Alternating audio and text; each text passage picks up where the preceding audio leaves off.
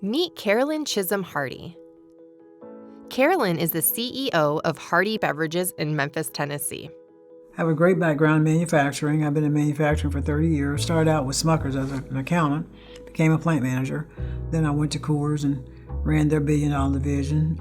Traveled the world, did benchmarking at breweries in Africa and Australia, looking at manufacturing best practices.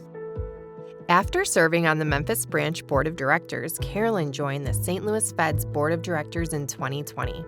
So I have a really good background for the Fed. So when we're talking about manufacturing, we talk about labor relations, what's happening with the number of people, what's happening with the workforce. Well, my background is very relevant to that discussion.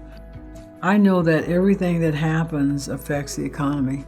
And our country, as you know, is very different from coast to coast.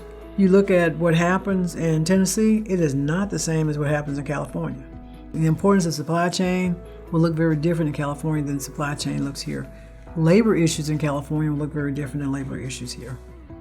All the directors bring information about their communities to the Fed meeting. We come there and we try to be the voice of the community in order for the Fed to be the voice of the broader community.